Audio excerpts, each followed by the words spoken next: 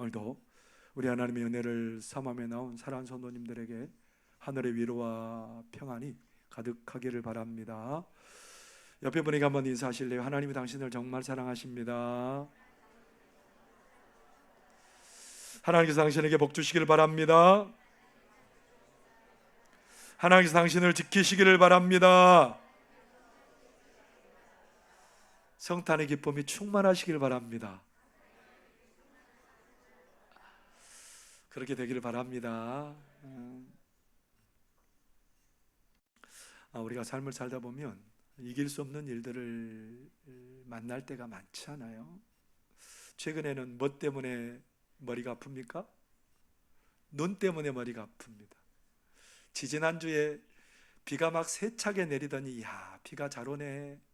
그게 눈으로 왔으면 어떨 뻔했어요. 그래가지고 저는 쾌재를 불렀어요. 비가 많이 와서 좋다고. 근데 눈이 또 눈으로 바뀌어가지고 내리더라고요. 그래서 뜨거 하고 얼른 보온 덮개를 가지고 계단을 덮었습니다. 그리고 또 치웠어요. 그리고 이제 이번 주에 또 눈이 많이 내리더라고요. 그래가지고 이번 주에는 보온 덮개를 그냥 계속해서 덮어놨다가 이제 뭐 치워놨는데 기습적으로 오늘 새벽에 눈이 또 왔어요. 기습적으로 눈이 와가지고 어떻게 했겠어요?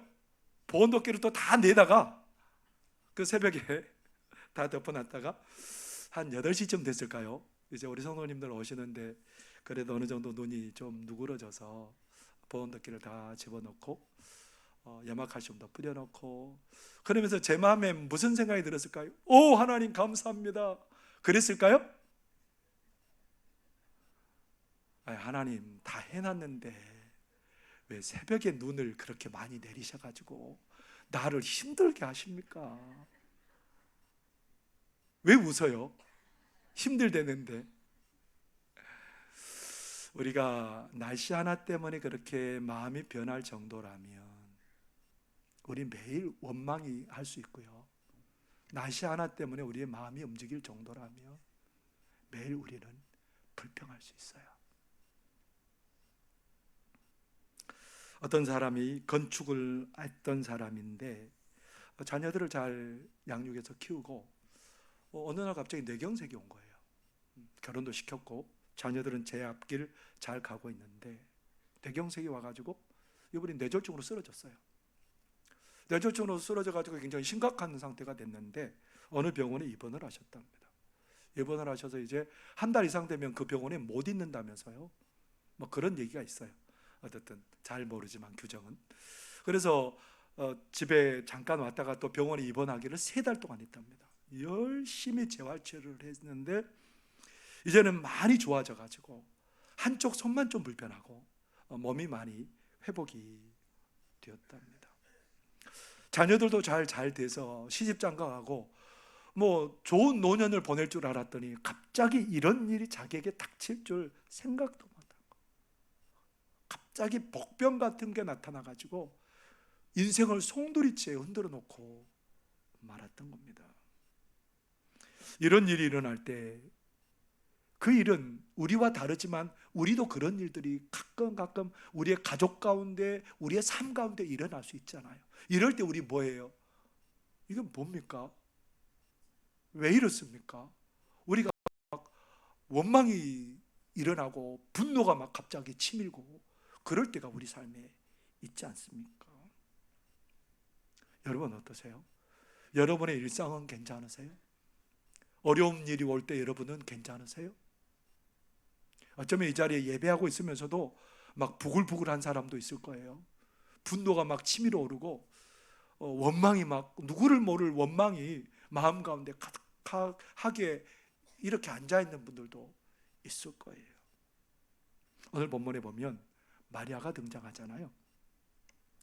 마리아는 얼마나 설렜는지 몰라요. 그 좋은 남편감인 요셉이 곧 자기 남편이 된다니까 얼마나 막 설렌지 몰라요. 저 믿음직한 저 남자하고 함께 가정을 이루어서 자녀를 양육하고 그렇게 하나님의 복을 누리면서 할 걸 생각하니까 막 가슴이 두근거리고 설레요. 그냥 가만히 있어도 막 얼굴이 저절로 미소가 떠오르는 거예요. 요셉도 마찬가지예요. 어떻게 저런 귀한 여인이 내 여인이 된단 말이야. 막 너무너무 그날이 기다려지고 행복하게 막 설레는데 어느 날 갑자기 천사 가브리엘이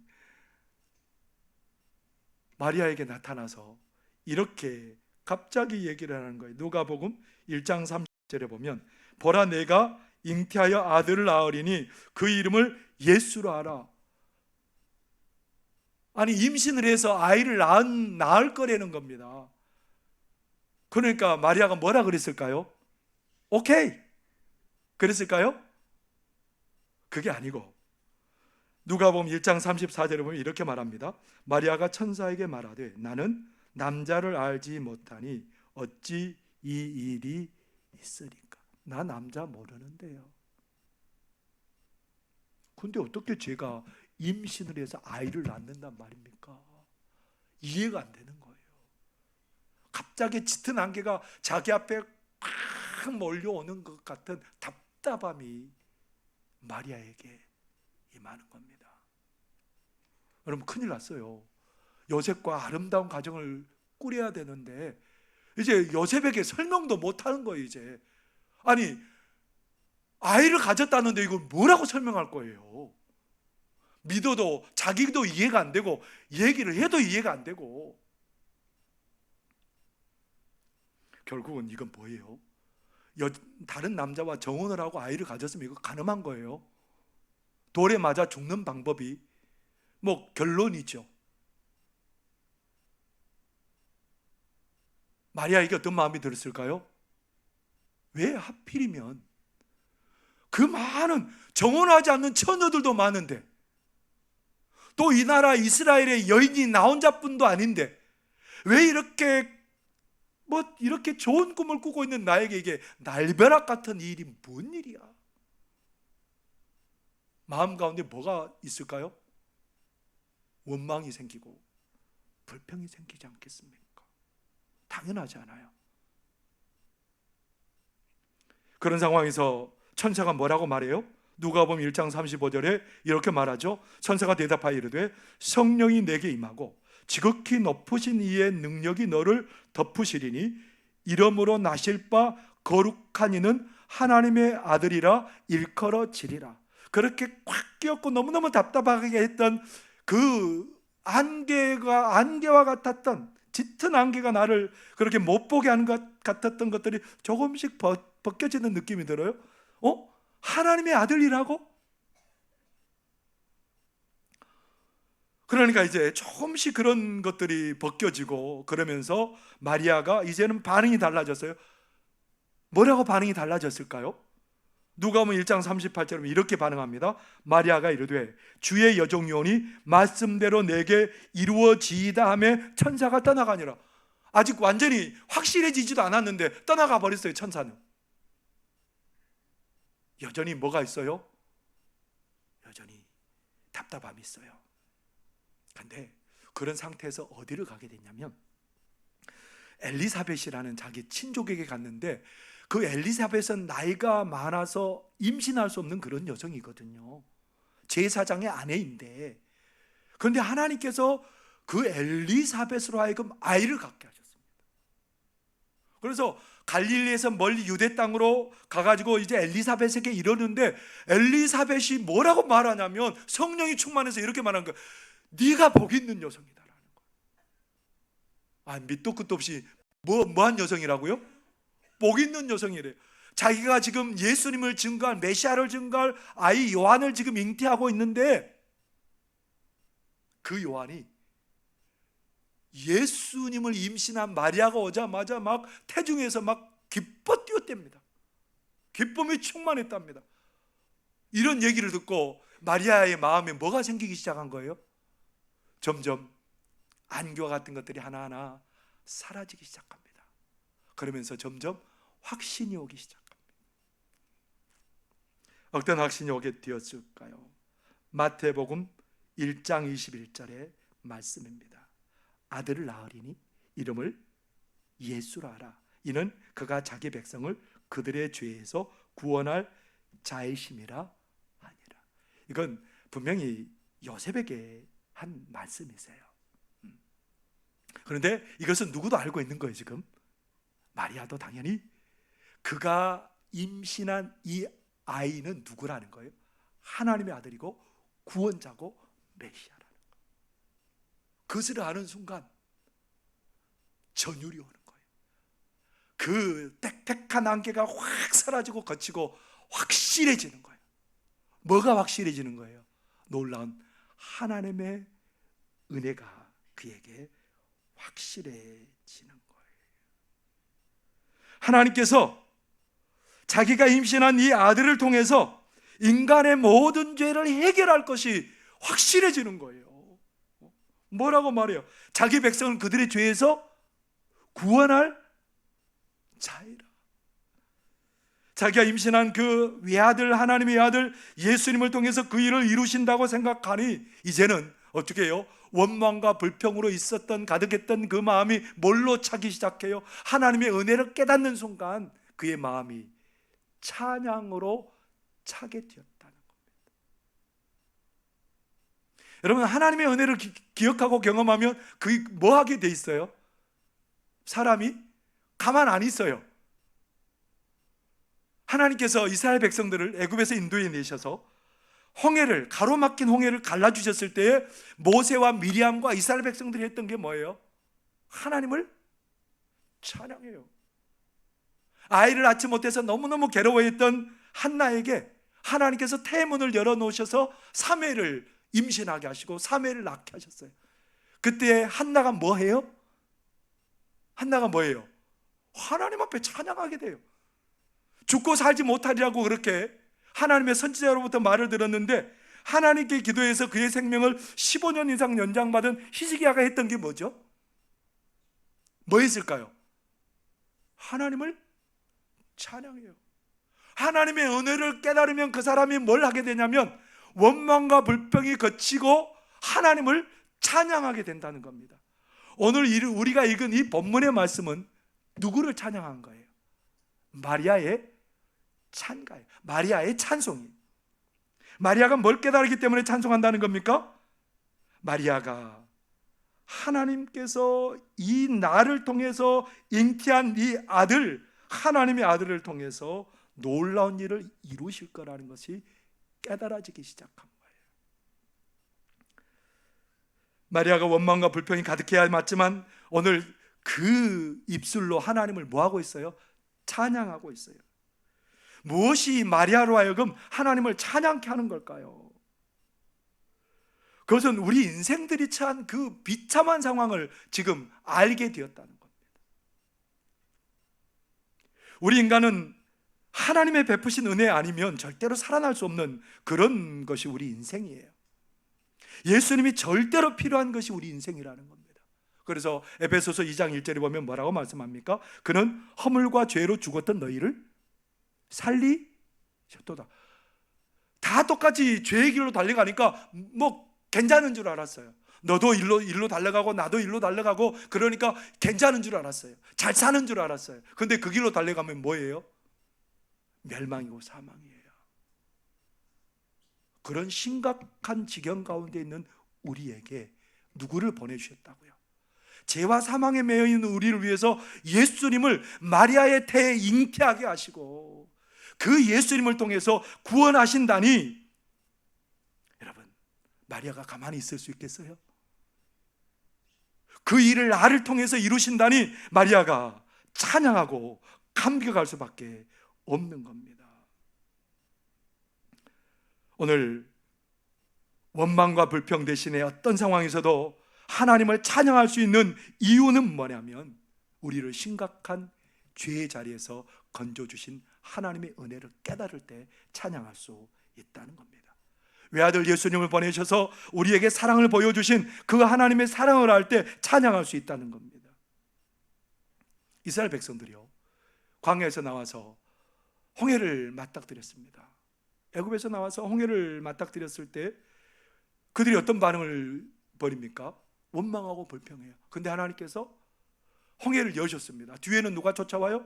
애굽의 군사들이 자기를 잡아서 죽이거나 붙들어서 다시 데려가서 노예를 삼으려고 그런 위기 가운데 있습니다. 그런데 하나님이 어떻게 하셨어요? 하나님이 건너게 하셨습니다. 그 놀라운 은혜를 경험한 그들이 했던 게 뭐예요? 광야 상황이기 때문에 여전히 불평하고 원망하고 있었을까요? 아니에요. 모세를 비롯해서 미리암을 비롯해서 온 여인들과 백성들이 춤추며 하나님을 찬양하게 되는 그런 모습을 우리가 보게 됩니다. 왜 그들이 찬양합니까? 하나님의 구원의 은혜를 경험했기 때문에 그렇습니다. 여러분, 우리의 삶에 여전히 원망이 있고 여전히 불평이 있고 매일 날씨에 따라서 원망하고 어려운 일이 오면 또 원망하고 그런 우리들에게 만약에 우리가 그런 상태의 진단이 내려졌다면 뭐가 문제인 거예요? 뭘 아직 깊이 모르는 거예요? 예수님을 통해서 주신 하나님의 은혜를 아직도 깊이 모르는 거예요. 윌리엄 거널리라는 사람이 이런 말을 했습니다. 앞에 자막을 보시기 바랍니다. 교회에 열심히 나가고 선행에 힘쓰고 고행을 자초하는 사람은 자신이 얼마나 영적으로 벌거숭이인지를 모른다. 열심히 예배하는데, 내가 열심히 충성하고 봉사하는데 하나님이 내 뜻을 안 이루어졌다고? 원망하고 불평해요. 오늘 아침에는 눈이 왔어야 돼요, 안 왔어야 돼요? 아니, 조 목사가 그렇게 열심히 눈 쓰는 거 아시면 하나님이 적어도 주일날 아침이니까 집중 좀 하라고 눈 좀 안 내리시면 되잖아요. 제가 정말 열심히 하죠? 눈 치우는 데는 1등이에요. 이 정도 있으면 하나님이 눈 좀 안 내려주시면 얼마나 좋아요. 우리 그래요. 뭘 잊어버려서 그래요? 하나님이 나에게 주신 그 구원의 은혜가 얼마나 큰지 잊어버리면 내 뜻대로 안 된다고 원망해요. 근데 예수님 바라보고 그 은혜가 큰 줄 알면 뭐 하게 될까요? 그 은혜가 큰 줄 알면 우리는 기뻐하고 감격해. 하나님과 단절되어서 아무것도 누릴 수 없는 우리를 예수님을 통해서 다 누리게 하셨습니다. 생명을 누리게 하셨고요, 하늘을 누리게 하여 주셨고요, 우리에게 풍성한 은혜와 지혜를 누리게 하신 분이 우리 하나님이십니다. 죄와 허물로 구원받을 수 없는 나를, 나의 노력으로 절대로 아무것도 할 수 없는 나를 이 놀라운 은혜 있게 하셨으니, 여러분, 그깟 눈 하루 종일 퍼부어도 뭐 문제예요? 오늘 여기까지 지금까지 펑펑 퍼부어도 뭐 하는 거예요? 하나님 고맙습니다. 나 같은 죄인 살리신 그 은혜 너무너무 고마워서 감사하고 찬양하는 거예요. 근데 그 은혜를 잊어버리면 그 순간부터 뭐가 생기게 돼 있어요? 자그마한 일에 원망하고 불평이 우리들 마음에 스며들기 시작할 수밖에 없다는 겁니다. 마리아는 가만히 있을 수 없었어요. 가만히 있을 수 없었어요. 이 놀라운 일을 이루신 그 하나님 바라보니 찬양하지 않을 수 없었어요. 가만히 우리 인생들을 뜯어보니 우리 인생이 어때요? 우리 인생이 얼마나 못됐는지 너무너무 잘 밝혀져요. 그런데 그것을 집중하지 못하고 그것을 하나님의 은혜를 알고도 자주 망각하면 감격도 감사도 사라졌어요. 여러분 어떠세요? 한번 옆에 분 얼굴 보세요. 감사한 얼굴이에요? 감격이 막 넘치고 은혜가 넘쳐요? 아멘에서 감사하네요. 여러분, 우리 그거 너무너무 자주 잊어버리고 살아요. 보십시오. 우리가 그것을 잊어버리고 은혜에서 떠나면 어떤 일이 벌어질까요? 51절에서 53절까지 한번 같이 읽어보겠습니다. 시작. 그의 팔로 힘을 보이사 마음의 생각이 교만한 자들을 흩으셨고 권세 있는 자를 그 위에서 내리치셨으며 비천한 자를 높이셨고 줄이는 자를 좋은 것으로 배불리셨으며 부자는 빈손으로 보내셨다. 여러분, 교만한 자가 어떤 사람이에요? 교만한 자는 오히려 하나님 앞에서 자신을 지나치게 내보이는 자들. 하나님 앞에서 나는 간 곳이 없어야 되는데 나를 드러내 보이는 사람이에요. 하나님을 대적하는 사람. 하나님의 뜻보다는 내 뜻이 이루어져야 돼요. 내 뜻이 이루는 게 중요한 거예요.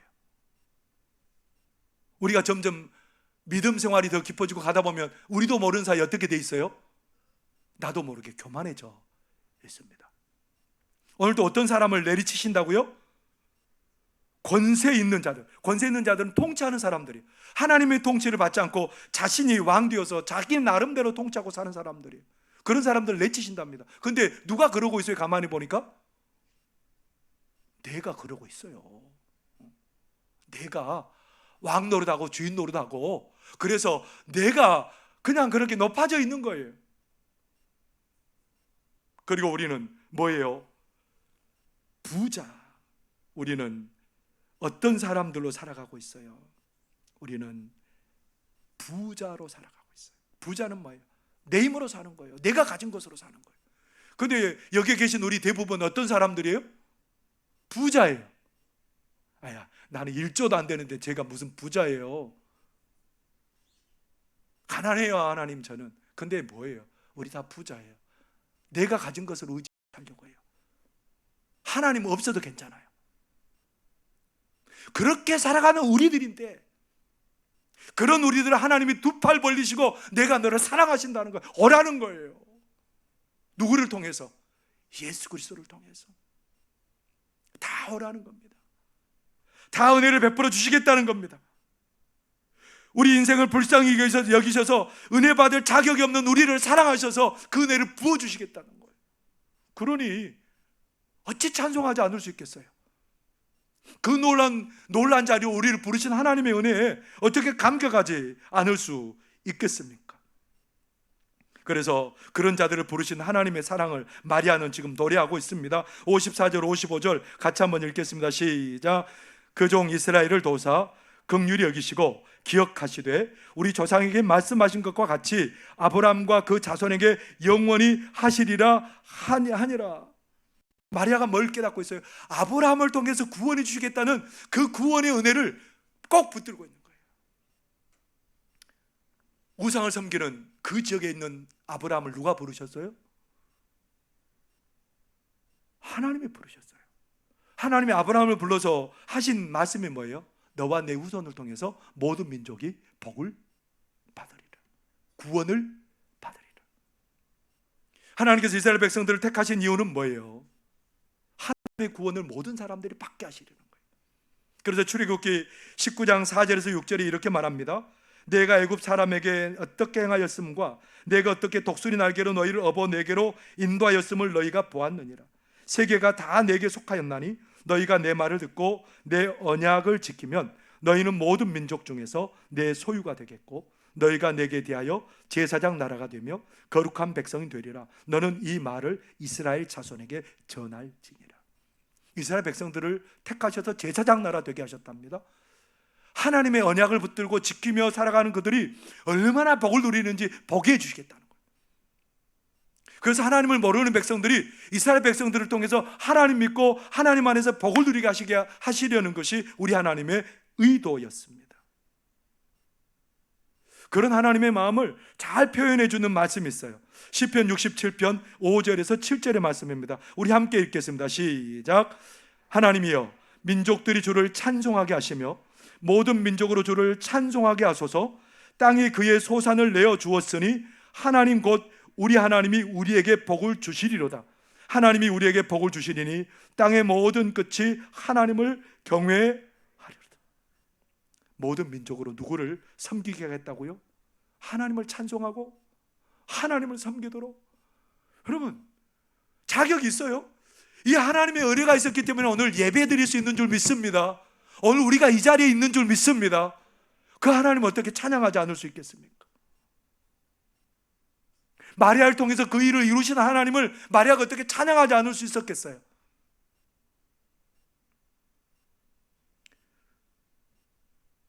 하나님을 인해서 감사하며 감격하며 찬양하기를 하나님께서 원하십니다. 우리 하나님의 마음을 잘 표현하는 찬양이 있습니다. 그날이라는 찬양이죠. 여러분 한번 자막을 보시기 바랍니다. 이런 가사이죠. 사망의 그늘에 앉아 죽어가는 나의 백성들, 절망과 굶주림에 갇힌 저들은 내 마음의 오랜 슬픔, 고통의 멍에 매여 울고 있는 나의 자녀들, 나는 이제 일어나 저들의 멍에를 꺾고 눈물 씻기길 원하는데 누가 내게 부르짖어 저들을 구원케 할까? 누가 나를 위해 가서 나의 사랑을 전할까? 나는 이제 보기 원하네. 나의 자녀들 살아나는 그날, 기쁜 찬송 소리 하늘에, 웃음소리 온 땅 가득한 그날. 우리 하나님의 마음은 어디에 있어요? 다 돌아와 구원받기를 원해요. 누구를 통해서? 예수 그리스도를 믿는 믿음을 통해서. 그래서 마리아는 그런 고백이, 나는 만세 복 있는 여자다. 구원자이신 예수님을 통해서 우리 모두가 구원을 받게 하실 그 하나님을 바라보니 오늘 마리아는 이렇게 노래하고 있습니다. 48절 한번 같이 읽겠습니다. 시작. 그의 여종의 비천함을 돌보셨음이라. 보라, 이제 후로는 만세의 날을 복이 있다 일컬으리로다. 예수님을 통한 그 구원의 놀라운 것들을 깨닫기 시작한 마리아는 뭐라고 말해? 만세의 날을 복이 있는 자다. 여러분, 만세 내가 복된 사람이 되었으니 찬송하지 않을 수 있겠습니까? 감격하지 않을 수 있겠습니까? 이 은혜를 우리도 누리게 되었는데 감격하지 않을 수 있겠습니까? 조그만 일에 불평하시겠습니까? 이 놀라운 만세 복을 누리는 그 복이 누구에게 임했습니까? 나에게. 한번 축복해 주세요. 만세 복이 있으십니다. 아니, 세상에 우리가 그런 사람이 되었으니 어떻게 우리가 찬송하지 않을 수 있겠습니까? 어떻게 감사하지 않을 수 있겠습니까? 마리아는 그것을 알기 때문에 오늘 감사하고 있어요. 상황이 변했습니까? 형편이 나아졌습니까? 상황이 변한 것도 아니고 형편이 나아진 것도 아니지만 뭐 때문에 감사하고 찬송하고 있어요? 예수님 때문에. 내 안에 잉태된 그 예수님을 통해서 이루어질 일을 바라보니까 상황을 떠나서 형편이 나아져서 아니고 모든 것을 초월해서 감사하고 있습니다. 지난달 10일에 제주 월드컵 경기장에서 특별한 은퇴식이 있었습니다. 제주 유나이티드 소속 골키퍼였던 올해 25세 된 유연수라는 선수였습니다. 25세 은퇴를 했답니다. 아니, 25세 한참 프로 선수로 이렇게 운동해야 될 그 선수가 왜 은퇴를 했을까요? 작년 10월에 자기 동료하고 함께 새벽에 차를 타고 훈련장으로 가다가 술에 취한 30대 운전자가 차를 치어버린 거예요. 교통사고를 낸 거예요. 그런데 그 동료는 가벼운 부상만 입었어요. 그런데 유연수 선수는 중부상을 입은 거예요. 골절이 많이 되고, 그리고 척추도 인공골절로 이렇게 채우게 되고. 그런데 그가 사고 나서도 감사들 합니다. 숨 쉴 수 있고 그렇게 살 수 있어서 그게 하나님의 은혜라고 생각하니 감사들 합니다. 그러면서 사고 이후에는 하나님을 더 의지하게 되었고 신앙생활을 더 열심히 하게 되었답니다. 그는 한 가지 꿈이 생겼답니다. 장애인 올림픽에 나가서 자기처럼 이렇게 어려운 사람도 그렇게 나가서 운동할 수 있고 또 살 수 있다는 것을 보여줌으로 사람들에게 소망을 심어주는 게 그의 꿈이랍니다. 그러면서 그는 이렇게 말하죠. 선수 시절에 축구밖에 모르고 살았는데 생각보다 제가 할 수 있는 게 많더라고요. 하나님이 인도해 주신다고 생각하니 조급함도 내려놓게 되고 마음이 편해요. 제 생각보다는 하나님의 생각에 귀 기울이며 살아가려고요. 어떻게 이럴 수 있죠? 왜 나냐고 원망하고 불평할 수 있는 그가 어떻게 이럴 수 있죠? 하나님을 바라보기 때문에 그래요. 예수님을 통해서 주신 하나님의 사랑이 얼마나 큰지 보기 때문에 그래요. 하나님의 그 은혜가 느껴지기 때문에 그는 어려운 중에도 찬송하며 감사하며 그 길을 가고 있습니다. 오늘 성탄절에, 성탄의 계절에 우리 하나님께서 우리의 심령에 원망과 불평이 아닌 감사로 가득하게 채우기를 원하십니다. 예수님을 우리에게 보내주신 그 하나님의 사랑, 악한 우리를 두 팔 넓게 벌리시고 우리를 복된 길로 초대하신 하나님의 그 큰 사랑, 그 사랑으로 만세 우리를 복되게 하실 하나님의 사랑을 우리가 집중할 때에 이 성탄절에 우리는 감사로 찬송으로 하나님께 나아가게 될 줄 믿습니다. 우리 주님 오셔서 우리의 삶을 바꿔주셨습니다. 생명으로 바꿔주셨습니다. 하나님의 것으로 바꿔주셨습니다. 그 예수님 때문에 우리의 삶이 감사와 찬송으로 충만해지는 그런 은혜의 역사가 있게 되기를 바랍니다. 기도하겠습니다. 사랑하신 하나님 아버지, 은혜와 사랑을 감사합니다. 우리 하나님께서 하나님 조그만 것에도 원망하고 불평할 수밖에 없는 우리들에게 이 땅에 오신 주님을 바라보게 하여 주시고 그 주님을 통해서 주신 그 은혜를 바라보게 하여 주셔서 하나님 원망과 불평 대신 감사와 찬송이 우리 심령에 충만해지는 역사가 있게 하여 주옵소서. 예수님 이름으로 기도하옵나이다. 아멘.